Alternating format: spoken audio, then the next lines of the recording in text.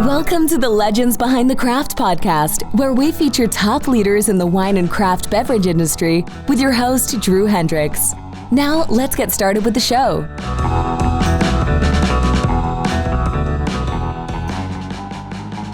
Drew Hendricks here. I'm the host of the Legends Behind the Craft podcast, where I talk with leaders in the wine and craft beverage industry, from design experts like Scout Driscoll, who works with wineries to create labels that evoke their unique story, to today's guest, Lawrence Cisneros, whose innovations have solved one of the biggest challenges with prepackaged craft cocktails.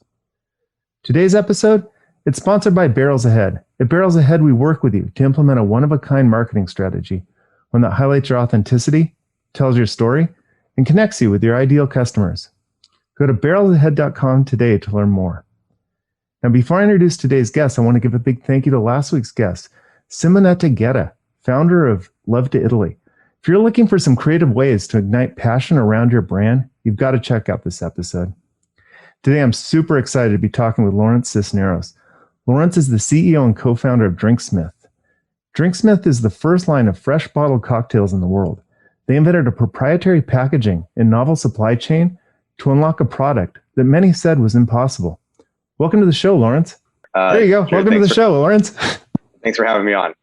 Oh, thanks for being on. So, Lawrence, tell us a little bit about your background. You've got a kind of a unique transition from law into the drinks industry. Yeah, no, I was planning to be a lawyer and go down that road. And that was a pretty long journey trying to get into law school, then graduate and pass the bar and all that. And, I never thought it'd be in business. And while in law school, I loved law school. I love, being a lawyer. I only practiced for about a minute or so, but about halfway through, I kind of started, thinking more about how I can make a bigger impact in the world, in my community.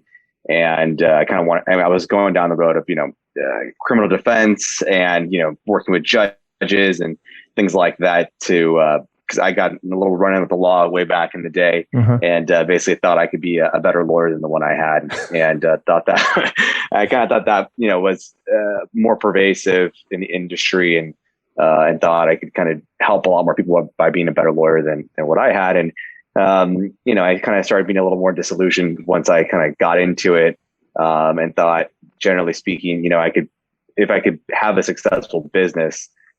And make it successful, I could contribute, monetarily, and be kind of a role model in a different way than a lawyer could.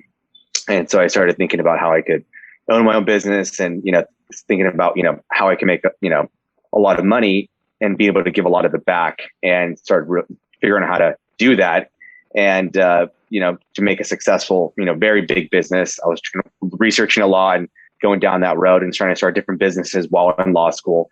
And, finally ended up on this towards the latter part of my last year in law school. And, I teamed up with my business partner and longtime friend from undergrad, Brandon Schwartz. And he had a lot of experience in CPG. And we kind of hit on this problem in the industry. And we just went about tackling it over a number of years. And here we are. Yeah, the problem, it's been a huge problem as far as prepackaged craft cocktails. They usually, we've all had them. And well, maybe outline that problem before we go into your unique solution. Cool. So we're back on, like, what are the problems that you diagnosed in that craft cocktail industry? Yeah, everyone loves craft cocktails. Brandon and I were going to these bars, and it was just like, we're so amazed by the quality and, inventiveness of all the drinks. And it was just so surprising that I'd never seen anything like that, and we were going to all the coolest bars in LA. And, when we would go back home, if, say after a long day's work or a long day in law school, sometimes you couldn't go out to a bar. It's a whole thing where you have to go to the physical location to get a great drink. And to have a great drink at your house, you kind of have to know a few things about making drinks. And if you try to make them on your own, then you have to have a whole library of different, spirits, and you have to like squeeze your juices, and you have to pour things properly. And it's a whole thing. And oftentimes, you're with friends, you don't want to go be in the kitchen making drinks all night. And sometimes the drinks don't taste good, and it's a whole problem at the house. And so we were like, let's go get some drinks at the store. And nothing at the store could compare to what you would get at a high-end bar. Everything's pasteurized, and artificial ingredients, and things that just like they could never, ever be served at a bar, just at a kind of a high level. So there was kind of this huge void of people love these drinks, whether you're rich, poor, black, white, old, young, anywhere around the world. At your home, it's a huge problem to make them conveniently. And at the store, there's nothing that you could take home or take on a trip or vacation that was the same quality you would get at a bar. And so we're like, maybe if there was a way to kind of bottle the quality you would get at a high-end craft cocktail bar to be sold at the store that you could take home, that could be a really interesting and big business.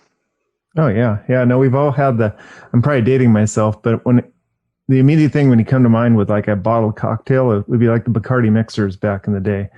They were fine, but they didn't taste anything like a bar served martini or a bar served cocktail. And what was that aspect that was missing other than pasteurizing and mixing it and pre-mixing it? It's that freshness. Yeah. That's essentially the core problem is how do you stabilize freshness and how do you widely distribute fresh? And, even for a while, we would go to bars and talk to bartenders and say, hey, we have this idea, we're working on this. Like, that's not possible. There's this problem, this problem, this problem, this problem. And high level, the citrus generally goes bad after a few days. Mm-hmm. And highly stable citrus is heat pasteurized and can sit on the store shelves, unrefrigerated for years on end. And so there is nothing in the middle. So what we basically went out to solve is how do you stabilize the fresh citrus and how do you preserve it over a period of time so that you get the same, freshly mixed quality in the bar. And so what we did and what we the first unlock was we saw in the juice industry, a number of big juice companies like Suja, Evolution Fresh, Blueprint that started popping up, at Whole Foods. Coca-Cola basically bought Suja, Starbucks bought Evolution Fresh, and they started using this technology called HPP or high pressure processing, which puts 85,000 PSI on the bottle in these specialized water bath tanks. And that pressure essentially prevents oxidization of the juice and gives you, 3, 4, 5, 6 months of shelf life, although it has to be cold, but you don't have to add any preservatives and you don't have to heat pasteurize it. And so we saw that and we're like, wow, we have to use that technology and bring it to the alcohol industry. And so that was kind of the first kind of leaping off point that we thought, wow, like that there's at least something out there that the alcohol industry hasn't caught on to. And let's go utilize that. And then we started doing a lot of testing and realizing that, like there may be some pre-batch cocktails on draft at some bars where they have fresh citrus and the booze, everything is on draft, like kind of like a draft beer. But that's only lasting maybe a week, 2 weeks. Mm-hmm. You get a lot more viscosity and obviously the citrus is going bad, but you get a lot of dullness because the spirit is very adulterating to the citrus. And so we started centralizing around an idea where, let's create a package that separates the booze from the cold pressed HPP citrus all in the same package. So you not only is it a kind of a fun and engaging, tool to create a freshly mixed cocktail, but it's something that no one else in the industry would have if we could generate it specifically for this purpose. So that was kind of the linchpin that really kind of solidified, our ability to make like the world's first fresh bottle cocktail. That's brilliant. Brilliant. From the past for the high pressure, preserving the juice and then separating the alcohol, because it does tend to not cook it, but as you said, kind of muddles it the longer it sits with the alcohol. So as far as your bottle, so describe the bottle to people, because it's fascinating the way it just combines. Yeah. So essentially the bottle, we developed it specifically for it's kind of hard to see here. Let me see. I'm trying to get it a little. Oh, it's because of the background filter here. Hold on. I'm going to take the background off. Hold on a sec here. Background filter, none. Okay, boom. Okay. Oh, so perfect. This one's already twisted, but essentially, it seems like a single solitary bottle. And what we do differently is, so the bottom, you twist it and it's rotatable along this axis right here. So you rotate it this way and it opens a valve on the inside. So essentially you're able to move it, and that is unlocking a valve on the inside. So right now it's already been pre-mixed, and so I twisted it. It ends right there, and now everything is able to flow inside. So you twist it, you shake it up. I like to put a little ice in mine to get kind of like an ice kind of shaker kind of concept, and that keeps it nice and cold. But yeah, so that was that took a number of years to develop. Yeah, it was something where, because part of the issue is that, one, there were a number of kind of, or maybe a few kind of dual chamber type packages. One was like the activated water, where there was like a vitamin in the cap and you kind of push it down. There was like a tea of a kind, where it was like a tea solution with some carbonation, and it kind of explodes throughout the bottle. But they basically couldn't hold, because essentially, here, I'll take off the label here to kind of give them maybe a little bit of a better view of it. Let me see. So essentially, oh yeah, so like the ice is being held up, and so about this much or so is booze, this much is mix. So it's kind of somewhat deceiving at first, and no other package could hold not only this much of a secondary chamber, but no other package could hold the HPP'd pressurized citrus without letting it oxidize after it had been HPP'd. And so we realized we had to develop it from scratch. And that was, in a certain sense, kind of like had a huge potential that, hey, man, if we could pull this off, it would be really valuable.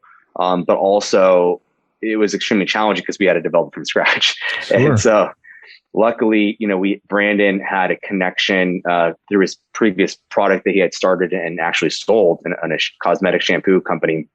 And he was one of the foremost experts in kind of packaging and seals in the world, working for huge companies, and had a direct connection to a factory. And we just R&D'd it for a number of years. And I think one of the cool parts, was that because we had to develop it from scratch, we were able to incorporate a lot of the design elements that you would find in a bar. So the bottom part of the bottle has like a diamond cut kind of shape. So it kind of recreates that kind of cocktail glass in the product. The gold cap, a lot of bars you go to, there's kind of like a gold plated, bar stools and the kind of the lining around the bar. And so we incorporate a lot of those elements so that when you first visually see it, you kind of get this impression that this is a special, new, interesting product that you get kind of the aim was to kind of recreate that live craft cocktail experience in a product. So apart from the twisting and shaking and mixing it fresh, so from that concept of, you're doing it yourself, but a lot of the design elements from a bar are incorporated into the physical packaging itself. That's fantastic. It's a very high-end looking product for sure. What were some of the challenges you faced bringing this to market? Aside from creating your own packaging, which is revolutionary. I mean, that's revolutionary. It's a simple concept, but the execution of it brilliant. Yeah, no, it was really hard. It's nice now to have it work and people can drink it and like it. But I mean, for a long time, the bottle just didn't work. We had to go through, I would say 20, 30 different iterations of physical steel changes to the bottle. It would leak a little bit. It would get bloated, it would twist and it would kind of leak on people. The bottle would just, when you twist it, it would kind of come apart. And it would be catastrophic failures in a few instances. So that was probably the first challenge we had to overcome, because if that didn't happen, then we just don't even have a product or a company. So that was hard. Raising the capital was also relatively challenging because, generally speaking, there's not a lot of venture capital, angel investment in alcohol companies. And if there is, it's in kind of more traditional spirit, beer, wine, and spirit, now seltzers. And so and normally in any of those investments, they have an actual product. There's a brand, you taste it, maybe they get a few accounts and all that. So we had to basically raise money. We had nothing. Brandon and I put in, maybe 10, 15,000 each just to kind of get it going. And so we had to get people to, believe in the product, years before it was even an actual product. And so that was probably the second largest challenge. And then the third challenge that, we called every distillery, we could find in California and said, hey, we're going to send you this package. We're going to bring the HPP, even though it's in a different facility, we're going to be able to bring it here, move it there, and all of that. And fundamentally, no distillery in the country has the FDA certifications to handle fresh citrus. let alone the ability to have the HPP machines, which are probably about $5 to $6 million a piece, and geez. hugely operationally expensive. And so what we did differently was the second big unlock after kind of figuring out, hey, HPP and then building the bottle was what everyone had done differently, and what everyone does differently now is that they basically run their or basically create and produce their product in distilleries. Per 3-tier supply chain. You make it at a distillery, you send it to a distributor, they sell it to a retailer. And so what we did different was we basically got all of the TTB and ABC licenses to produce, blend, and bottle our drinks at a already existing fresh juice bottling facility. So they had all of the existing infrastructure to properly handle it on an FDA kind of basis. They already had the HPP machines. And so by bringing the alcohol licensing, which is just paper documents, all the infrastructure was in place to be able to produce this. And so we kind of brought the licensing to the infrastructure versus trying to bring the infrastructure to the already established licensed locations. That's brilliant. Yeah, needing to turn it on its head. Yeah, that's fantastic. As far as I guess the law degree helped you with the paperwork on getting that TTB license. You'd be surprised how little it helped. Because I was thinking, I'm like, I wish I would have a law degree to do that. No, for sure. I mean, well, the law degree definitely helped from a lot of different dimensions of, being able to raise capital, at 26, 27, Brandon and I were both the same age. So we were young guys, and, trying to go raise money on an idea. And now, so having the law degree and his, background in CPG really helped. A lot of intellectual property, patents, all that kind of stuff. Alcohol licensing and, everything, there's a lot of legality around this business, unfortunately, and in the contracts. So I was able to definitely kind of absorb it and kind of being able to kind of definitely think through it in a way that I was probably a little more comfortable with than maybe most other kind of maybe younger entrepreneurs.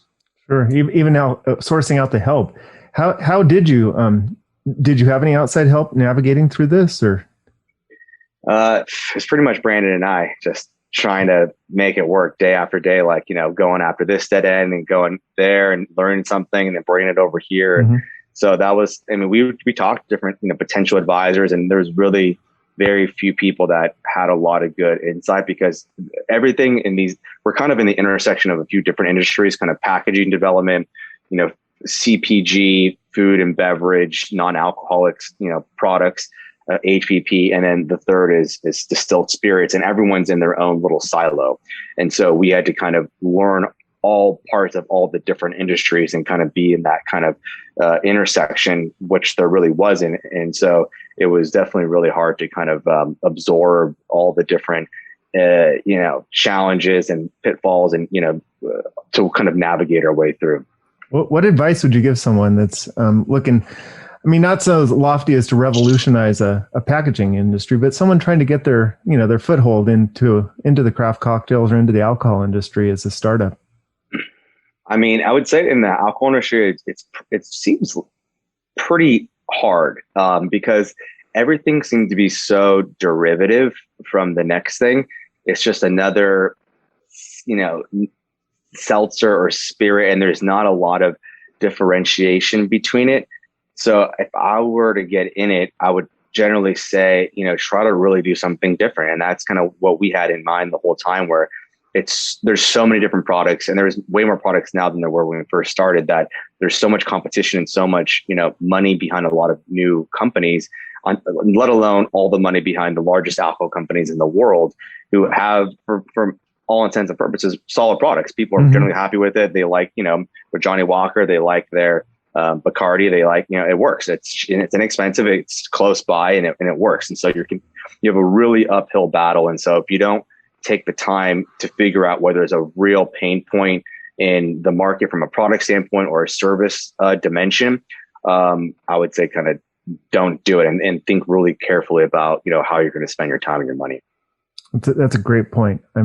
You may have a passion for whiskey and want to set up your own new whiskey distillery, but it's not enough to just have a new whiskey out there or another local craft spirit. Yeah, unless what's it?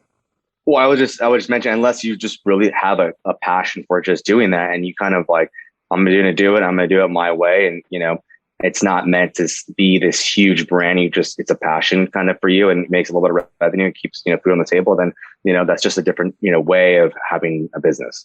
Then it's knowing that your passion is a differentiating factor, and knowing that you're going to create your story around it, which is what, many alcohol producers do. As far as promoting it, so you've got your packaging, you've got your, you've figured it out. What was your next step as far as promoting it and getting it out there into market? Yeah. So, one of the cool, so as we were kind of centralizing around the idea of recreating the live craft cocktail experience in a bottle, namely the fresh citrus mixed fresh with the booze right in the moment that you created, we started really to meet a lot of people in the alcohol industry. And around the time that we were kind of actually having a product, this phenomenon of like the influencer bartenders started kind of coming up, and they not only knew how to make great drinks, but they would showcase it on Instagram and social media, how they make their craft, or showcasing, bringing the public into, that world, or showing other bartenders what they do. And so what we did was we partnered with, industry famous bartenders, and we collaborate with them. So each drink is in collaboration with a world famous bartender. This one's a buddy of mine, Brian Clem. And so we put it right on the bottle, who the bartender is, where they live, their Instagram handle. We do a nice fun little illustration of them to kind of keep it, kind of in style with the branding of DRNXMYTH. And we also put the logo of the spirit brand that's inside it as well. And so, because like in a bar, you're seeing the bartender that makes your drink, you're able to talk to that person, just chit chat with them, learn about kind of what they like, it's a back and forth. And so this kind of brings a little bit of that into a product. So it's not just Lawrence's cocktail, it's Brian Clem's cocktail. And it's a little more of a personal connection that you would have in that bar. And the same thing with the alcohol brands, they, are able to, sell their product in a different vehicle than just in a bottle at a liquor store or at a bar. But this is a concept that introduces people that may not want to buy a whole bottle of a particular kind of spirit, but can try it in a cocktail. Like when a consumer goes to a bar, they're having a cocktail, they're trying a new spirit, and they're not having to invest into a whole bottle of it. And if they like it, then they can go buy it, later on, a whole bottle of it themselves. So it's kind of became like an experiential marketing and sampling vehicle for brands that wanted to do things a little differently, and it's worked out really well. And so that's been a fun dimension of the product and brand, that it's almost become like more of like almost like in a bar style business where, brands and bartenders are cutting deals left and right behind the bar to determine what goes in your glass. And so that's kind of the same, marketplace that we have, because no one else has a fresh bottling capability. And so, everyone comes to us and say, hey, we want to have our drinks taste amazing. We're not just willing to put our spirit in a kind of a canned cocktail that's not going to do justice to our spirit. And so we're able to cut a lot of really nice and cool deals with different brands. And the bartender's been a great, because we get the collective genius of, dozens of different bartenders around the country to make drinks with. That's amazing. How many bartenders are you working with right now? I would say we probably have about 20 that are part of, people that we work with, and they love it. I mean, they get a commission on each drink. And so that's another dimension where, a lot of bartenders, as they, ones that have a lot of experience or getting a little older, trying to find different ways to diversify, their income stream, whether they're become a bar manager or become a brand ambassador, kind of not just be kind of there at the bar, Friday, Saturday nights and doing that till they're 67 years old, but figuring out ways so they can kind of work with their minds and not just their hands. That's amazing. And it's also, I could see it'd be huge for bartenders. Like if I was a bartender, I would love to have my face on a prepackaged bottle. I mean, that's like the sign you've made it. You go in the store. As far as the store, how are you distributing this? So we it was an interesting kind of journey, because we been working on it for 6-7 years, and we launch. We get we're all excited. We get all the product ready. We launch the company, and 2 months after that, COVID hits. Yeah, and for a lot of brands, if you were in mass market distribution, if you were in stores on shelves, it was great. They're pulling alcohol sales went through the roof. But if you were a brand that wasn't already in that distribution, process, if you weren't on the shelf, stores weren't taking new products. And so we were in one, Total Wine. We're in a few different stores here in LA, kind of smaller, and we would self-distribute here in California. And so we had this kind of e-commerce dimension of the company because we were like digitally native, and understanding, e-commerce, the brand, background in particular. And it was something where we had enabled people to buy from our website.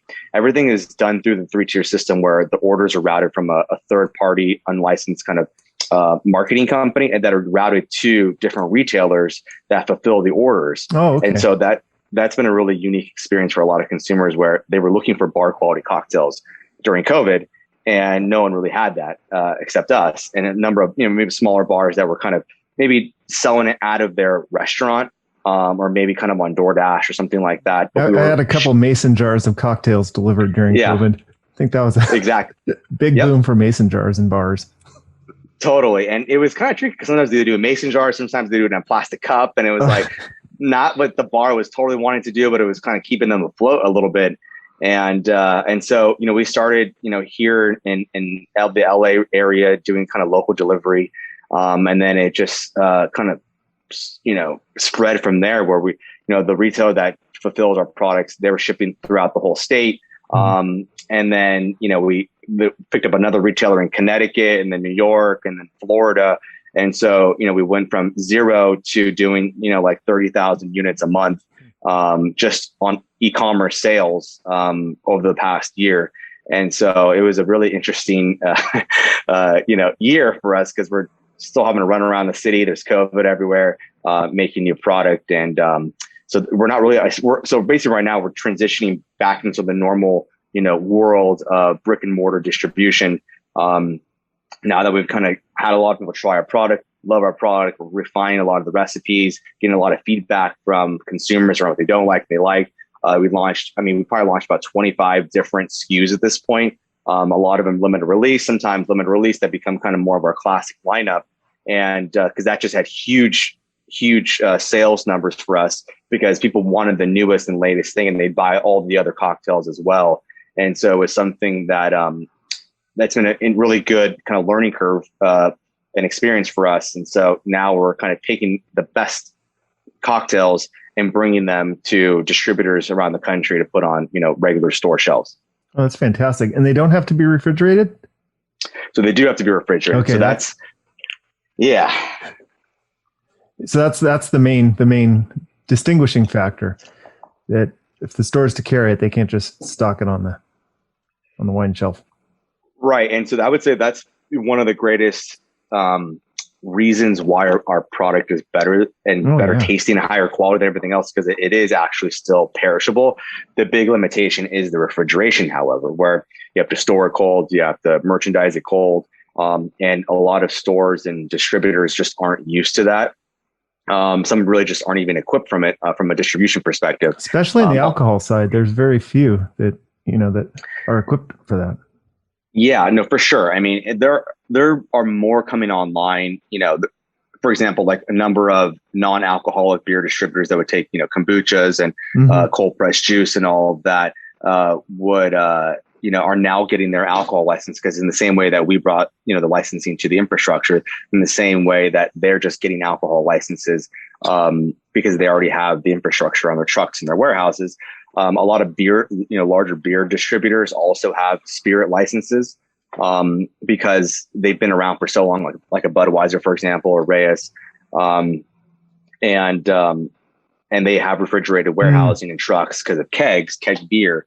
And so that's another interesting, situation. And there's kind of a lot of regional players, a little more independent players, not your typical kind of Southern wine and spirits or RNDC, but more regional players that they'll do beer, wine, and spirits, and they have refrigerated everything, and they're a little more specialty. So it's a little more of a patchwork, network of distributors around the country. So it's been interesting navigating that as well. Man, you are a problem solver, from the packaging to then revolutionizing the distribution of it. Like every step of the way, you're breaking new ground and making it easier for people. And that's the thing where we're like, we have a centralizing idea and concept, or, we have to have it this way. There is a way to do it, but we have to kind of creatively put everything together, push, different levers in different parts of the industry, weave, unique kind of arrangements together. And it's something where it's proven to kind of be worth it, because at the end of the day, people love it. And you just see kind of this excitement and just kind of sheer kind of astonishment that something like this even exists. And it's just because other people haven't, been willing to kind of go the distance and say, we're going to do this and we're going to figure out a way. And it is possible. Refrigeration on trucks is not going to the moon. And been around for a while. Yeah. It's been around for a while. And interestingly enough, Budweiser, like 150 years ago, revolutionized the industry by having refrigerated rail cars moving, beer around the country.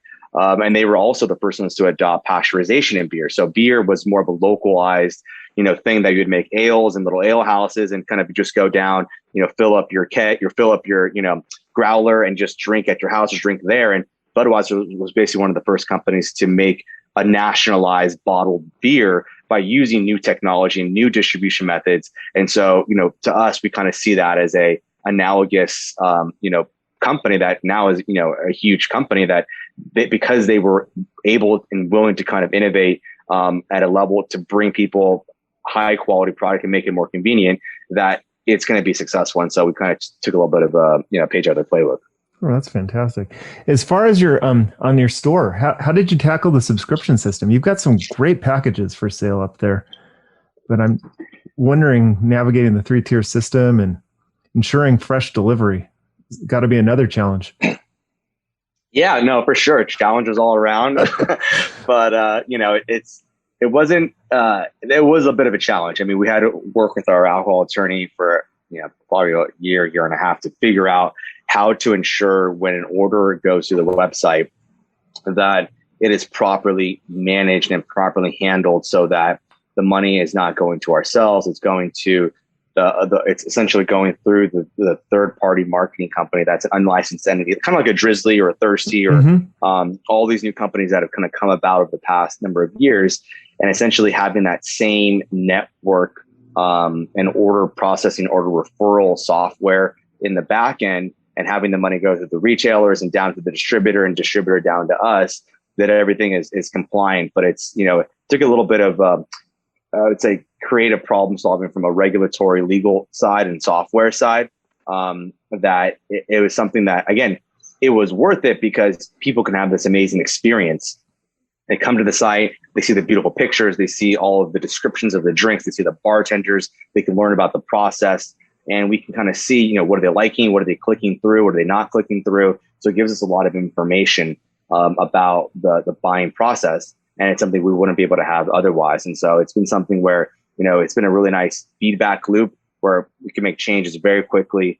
And it's something that a lot of people are going to be using throughout the future because it's just so much of a more streamlined and better experience for the consumer, rather than going to a retailer's website from, Joe Schmo's, liquor store, and it doesn't look good, it doesn't feel good, and it's very kind of antiquated, and it's not what a brand wants when trying to, showcase their product. And so, the company we're working with now, Cloud Bar, is the one that is the kind of the third party marketing company.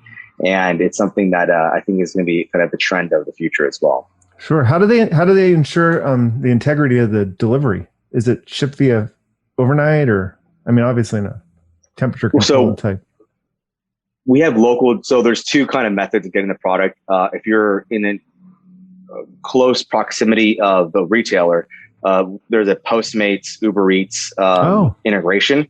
So order, a driver comes, picks it up, takes it right to the person within 2 hours. So if you're local delivery, it's a great, quick experience. If you're outside of that kind of close proximity, packages are shipped.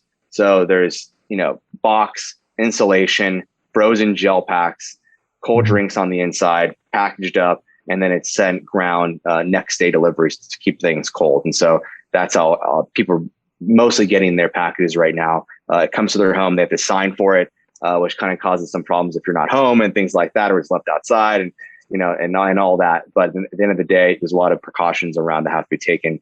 And so it's been interesting. That's fantastic. So Cloud Bar handles the logistics, and they decide. So if you're in downtown LA, probably a Postmate type thing will just deliver it to you. But if you're out in the middle of the desert somewhere, chances are it's getting next day delivered. And they decide which way is the most efficient.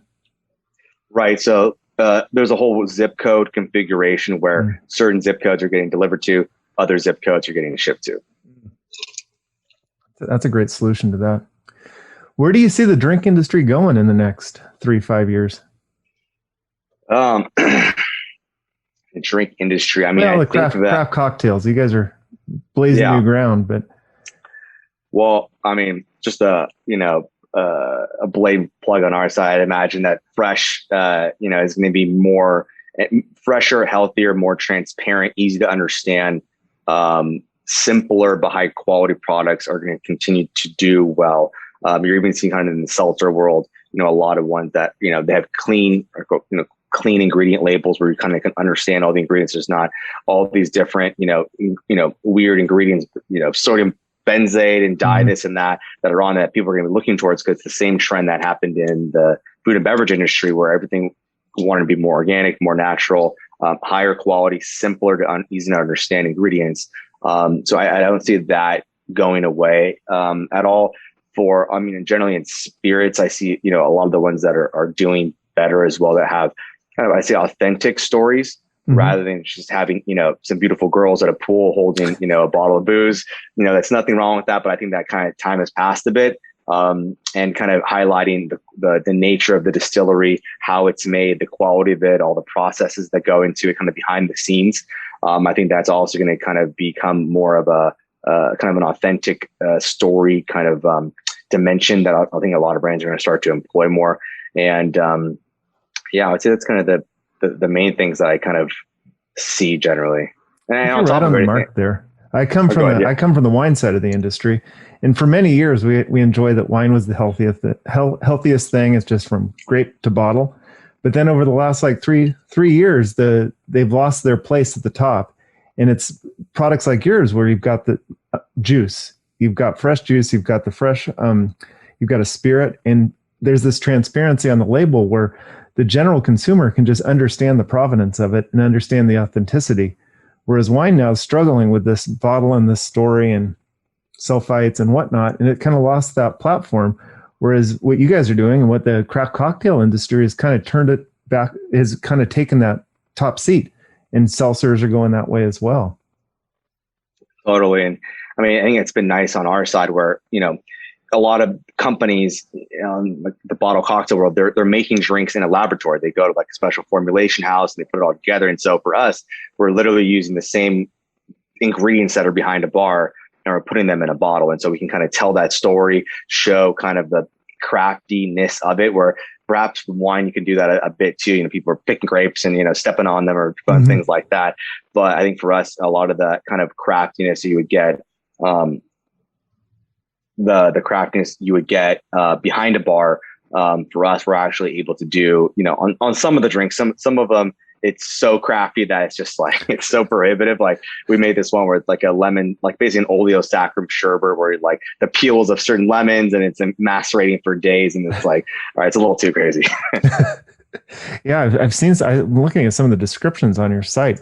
What's your top selling cocktail? The Bourbon Sour is the top selling one. It's kind of shown itself to kind of be that top dog. It's great. I mean, it's one of those things where, we basically tried to marry the whiskey sour, concept with a bit of an old fashioned, and people, love the orange dimension, in an old fashioned. We brought that kind of, that dimension to a cocktail. And it's one of those things where it kind of just works on a level where your mind just goes, wow, okay, like I don't even have to think about it, but it just works. And it's something that, where people are really, pleased with. And it's something that even if you're not a whiskey drinker, you love it. And if you are a whiskey drinker, you love it even more. Well, that's fantastic. And I'm reading on the site right now, and you even identify the bitters that you use, blackstrap bitters for it. Yeah, no, it's we use this great company out of Wisconsin called Bitter Cube. Bitter Cube, and there's a kind of a small I'm here at the factory right now. It's a working factory. And it's something where, we because we have such a premium product that we can go and find the absolute best of everything out there, whether it's bitters or the spirits or juices, or maybe we can get a special kind of syrup. We're making most of our own syrups. And so it's something where, that's been really nice to be able to get the best of the best and really show people and it really comes through on each product, that the quality of each ingredient that we put into it. Yeah, it definitely does. So Lawrence, where can people find more about Drinksmith and you? Drinksmith, we find it basically just our website and our social media. So www.drinksmith.com or on Instagram, at Drinksmith. And we have a lot of information on the website, and we've done a number of podcasts as well. So I appreciate Drew bringing me on because it really helps kind of give a lot more depth to what we've been able to do and how we've been able to do it and why, and all the challenges we've overcome. And it kind of helps people understand where we've come from. Yeah, it's an amazing story. And thank you so much for sharing it with us. I mean, all the challenges and the ways that you've solved, I don't know, people can really learn a lot from the way that you've kind of tackled this and created something just completely unique. Yeah. Well, thank you. And yet also just exemplifying all the authenticity and highlighting all the work that goes into these craft cocktails. You've done both. It's fantastic. Thank you. No, I appreciate it. And, I think it's another dimension that people, also resonates with people, is that it wasn't just a huge alcohol company that just kind of spun this out. And, within all their consultants and agency, it was just two guys hustling, mid-20s, trying to make it work. And, not a lot of background, even in the alcohol industry, and just kind of chipped away at it. And I think they feel kind of proud that, in America, you can kind of do it if you put your head to it, and work hard enough, and are creative enough. Awesome. Well, thank you so much. I'm excited to see how your company grows. I think you've got big things ahead. Cool. I appreciate it. Thank you for having us on. Talk to you later. Bye.